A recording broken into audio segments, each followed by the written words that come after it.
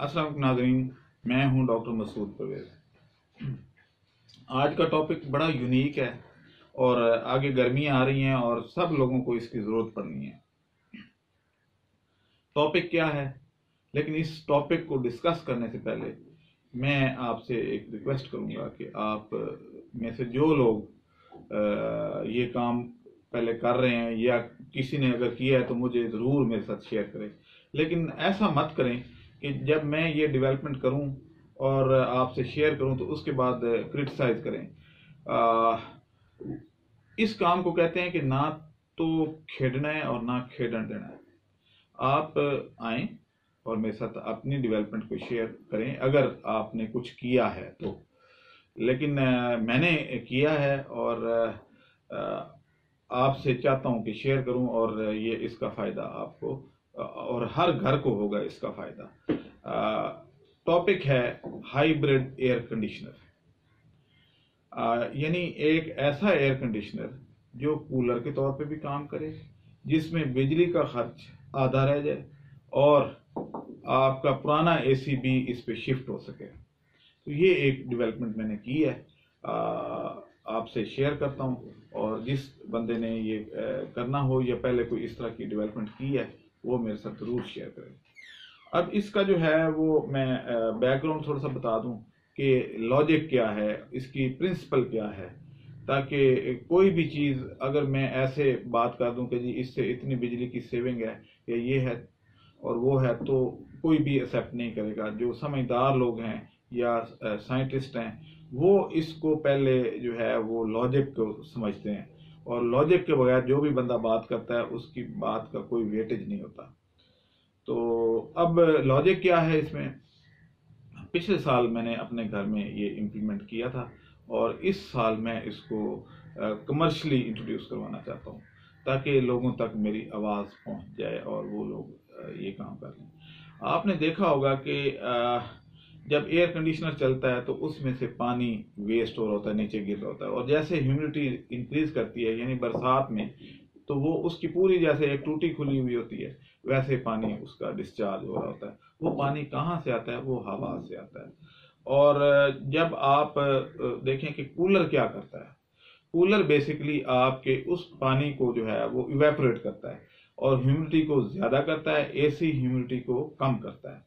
तो air conditioner जो है वो आपके कमरे के अंदर से पानी सारा निचोड़ कर उसको बाहर निकाल देता है, और कूलर क्या करता है कि वो पानी इवेपोरेट करके हवा के अंदर इन करके वो कमरे के अंदर फेंक रहा होता है। यानी दोनों का काम उल्ट है, लेकिन दोनों में कूलिंग हो रही होती है।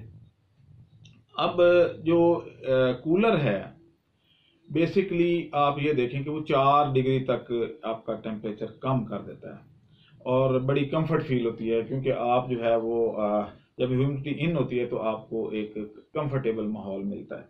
लेकिन अगर एक्सेस हो जाए और बहुत ज़्यादा एक्सेसिव हो जाए और इवेपोरेशन रुक जाए, सैचुरेशन बहुत ज़्यादा हो जाए हवा में, तो हबस का बायस बन जाता है। अब 4 डिग्री तक इवेपोरेशन से कूलिंग हो जाती है। जो घड़ों में पानी रखा जाता था और वो ठंडा हो जाता था, वो भी इसी वजह से होता है।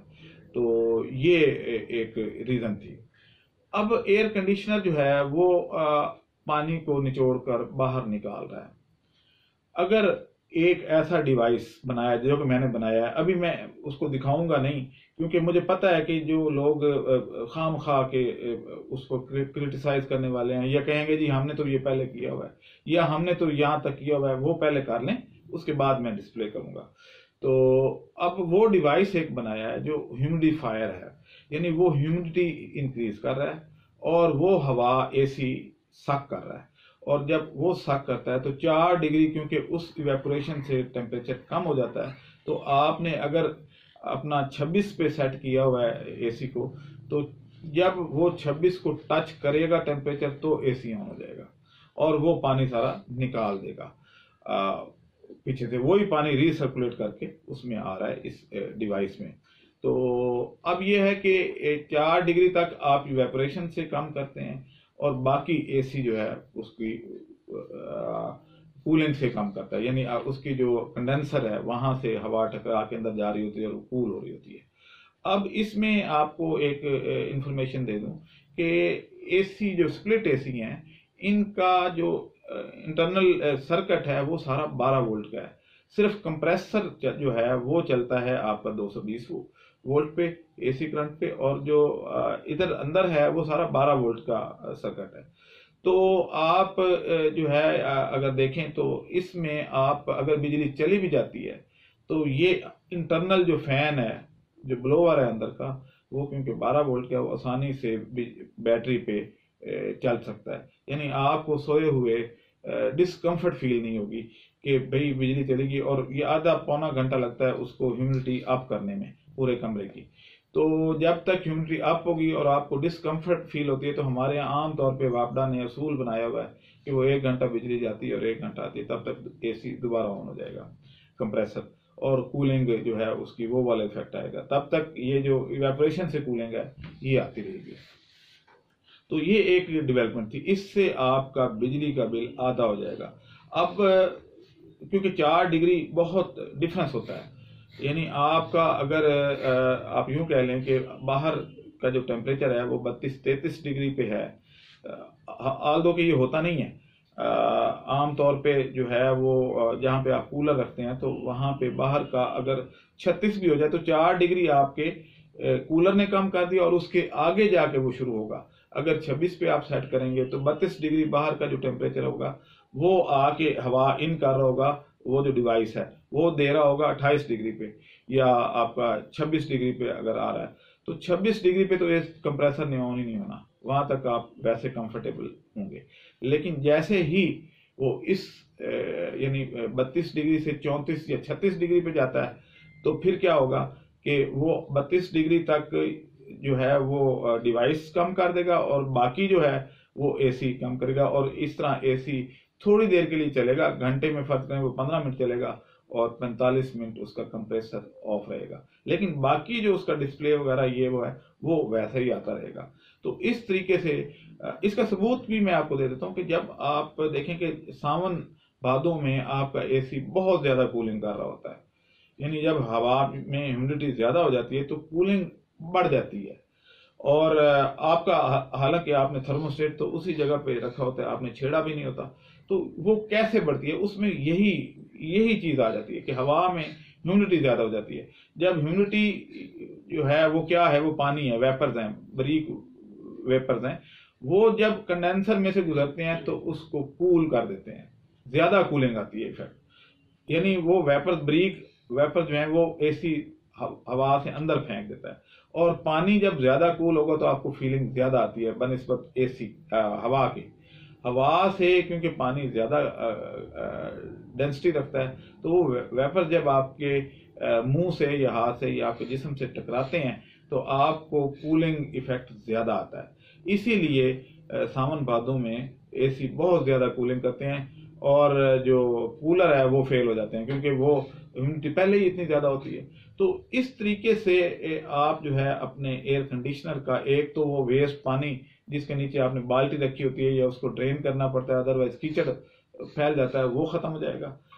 बिजली का इसमें कोई ज्यादा इस्तेमाल नहीं है क्योंकि इसमें टोटल जो मोटरें इस्तेमाल हुई हैं 12 वोल्ट की हुई हैं, और इस तरीके से आपको फिल्टर जो आप सर्विस करवाते हैं उसकी भी जरूरत नहीं पड़ेगी, क्योंकि वो पानी के अंदर जो थोड़ी बहुत डस्ट है वो डिजॉल्व मुसलसल वॉश हो रहा होगा आपका कंडेंसर, और इस तरीके से ये आपके लिए एक बिजली की बचत का आसान तरीका है। इससे फायदा क्या होगा, आपकी बिजली का बिल कम होगा, मुल्क का फायदा होगा कि बिजली की जरूरत जो है लोड शेडिंग करने की जरूरत नहीं होगी, ट्रांसफार्मर पे बोझ कम पड़ेगा। अक्सर गर्मियों में यही होता है कि पूरे कॉलोनी की या पूरे मोहल्ले की बिजली चली जाती है कि जी लोड ज्यादा पड़ा, ट्रांसफार्मर ही जल गया, और वापडा उसको चेंज करने में कई दिन लगा देता है।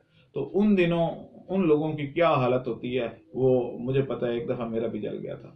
तो अब ये है कि ये एक अच्छी इन्वेंशन है, लेकिन मैं डिस्प्ले इसलिए नहीं कर रहा कि पहले वो जो लोग हैं, वो पहलवान जो पहले बड़े अपने आप को समझदार समझते हैं, पहले वो अपना कर लें, क्योंकि मैं जब करता हूं तो उसके बाद लोग इसमें अपनी इनपुट डालना शुरू कर देते हैं, जी नहीं जी ये ऐसे नहीं तो ऐसे नहीं। भाई आप पहले असूल मैंने बता दिया, अब आपने अगर डेवलपमेंट किए तो पहले आप मेरे से शेयर करें, उसके बाद अगर वो इस काबिल होगी तो मैं खुद आपको प्रमोट करूंगा, लेकिन पहले आप अपनी डेवलपमेंट शेयर करें।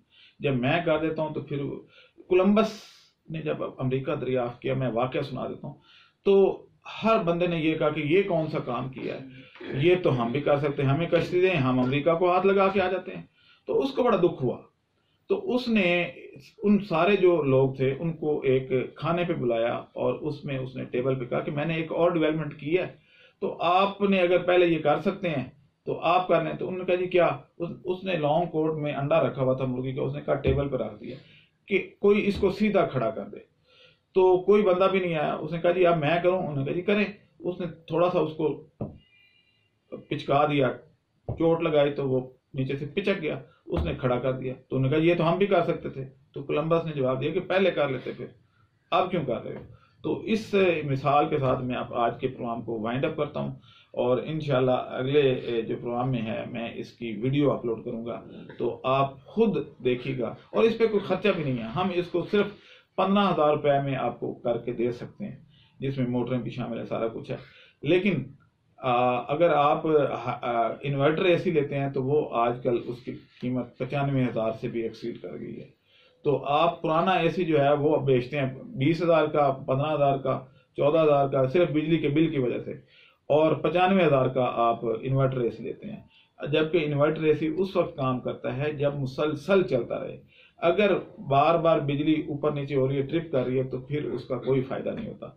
तो 95,000 रुपये जो आप भरेंगे, या अब जब सीजन आएगा तो इससे भी ऊपर चली जाएगी कीमत, तो वो एक अच्छा खासा आपकी जेब पे बोझ पड़ेगा। इधर सिर्फ 15,000 रुपये आपने पुराने एसी पे खर्च करना है, तो आप बिजली के इस लंबे चौड़े बिलों से आज़ाद हो जाएंगे। अब मुझे इजाज़त दें, अल्लाह हाफिज़।